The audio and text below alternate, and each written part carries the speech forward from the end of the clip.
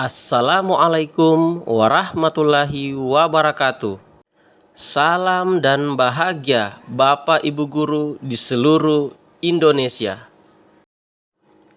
Berjumpa kembali dengan saya Abdul Halim, calon guru penggerak Angkatan 9 dari SDN 2 Sindue Tombusabora, Kabupaten Donggala. Video ini adalah koneksi antar materi modul 2.1 pembelajaran berdiferensiasi. Apa itu pembelajaran berdiferensiasi? Pembelajaran berdiferensiasi adalah usaha guru dalam menyesuaikan proses pembelajaran di kelas untuk memenuhi kebutuhan belajar individu murid. Artinya, pembelajaran berdiferensiasi adalah pembelajaran untuk mendukung semua murid di kelas kita. Ingat, setiap anak adalah unik. Mereka punya kelebihan dan kekurangannya masing-masing. Begitu pula dengan minat, gaya belajar, kebiasaan, pola pikir, kemampuan literasi, dan lain-lain. Pasti berbeda kan? Nah, disinilah diperlukan usaha guru untuk dapat memenuhi kebutuhan belajar murid yang berbeda-beda agar mereka merasa nyaman saat belajar di kelas dan tentunya tujuan pembelajaran dapat tercapai. Lalu, bagaimana ya cara untuk dapat melakukan pembelajaran berdiferensiasi di kelas?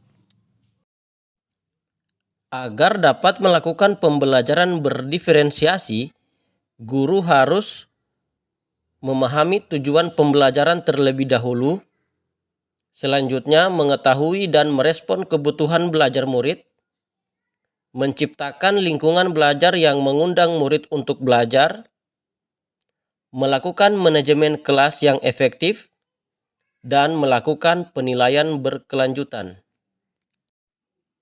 Berkaitan dengan kebutuhan belajar murid, guru harus memahami 3 aspek berikut ini. Yang pertama, kesiapan belajar murid atau readiness.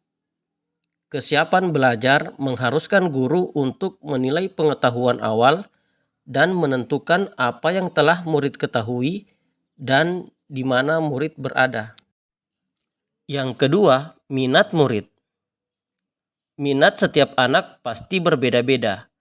Minat adalah salah satu motivator penting bagi murid untuk terlibat aktif dalam proses pembelajaran.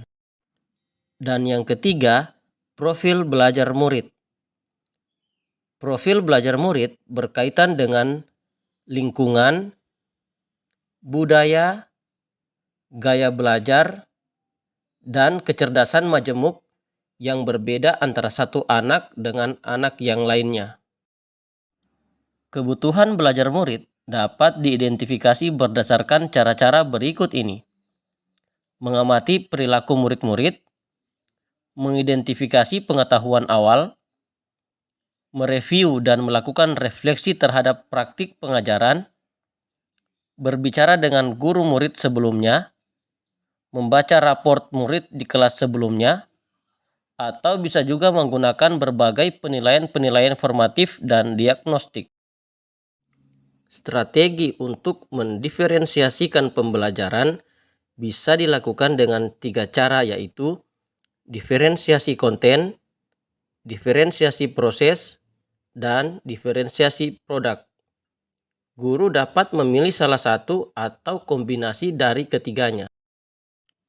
Diferensiasi konten berkaitan dengan apa yang kita ajarkan, seperti materi, konsep, atau keterampilan yang perlu dipelajari berdasarkan kurikulum. Mendiferensiasi konten bisa dilakukan dengan membedakan pengorganisasian atau format penyampaiannya, bukan mengubah atau menurunkan standar kurikulum ya. Diferensiasi proses berupa kegiatan yang memungkinkan murid berlatih dan memahami atau memaknai konten dengan cara membedakan proses yang harus dijalani oleh murid. Dan diferensiasi produk berupa bukti yang menunjukkan apa yang murid telah pahami dengan cara membedakan atau memodifikasi produk sebagai hasil belajar murid, hasil latihan, penerapan, dan pengembangan apa yang telah dipelajari. Lalu, adakah keterkaitan antara modul pembelajaran berdiferensiasi dengan modul-modul yang lain? Tentu saja ada. Untuk dapat melakukan pembelajaran berdiferensiasi, maka guru harus berusaha memenuhi kebutuhan belajar anak sesuai dengan kodrat alam dan kodrat zaman berdasarkan filosofi Ki Hajar Dewantara. Dalam melakukan pembelajaran berdiferensiasi, seorang guru penggerak harus berpihak pada murid, reflektif, mandiri, kolaboratif, dan inovatif untuk menciptakan pembelajaran-pembelajaran berdiferensiasi agar dapat memenuhi kebutuhan murid. Dengan demikian, seorang guru penggerak dapat mewujudkan kepemimpinan murid dengan menuntun murid merdeka belajar. Hal ini sesuai dengan nilai dan peran guru penggerak. Selanjutnya, pembelajaran berdiferensiasi pun dapat menjadi salah satu strategi untuk mewujudkan visi guru penggerak yang berpihak pada murid.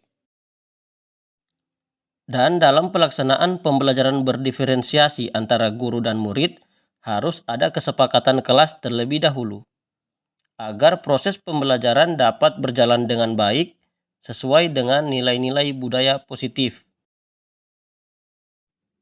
Demikian pemaparan koneksi antar materi modul 2.1. Semoga dapat menginspirasi. Dan terima kasih. Salam dan bahagia.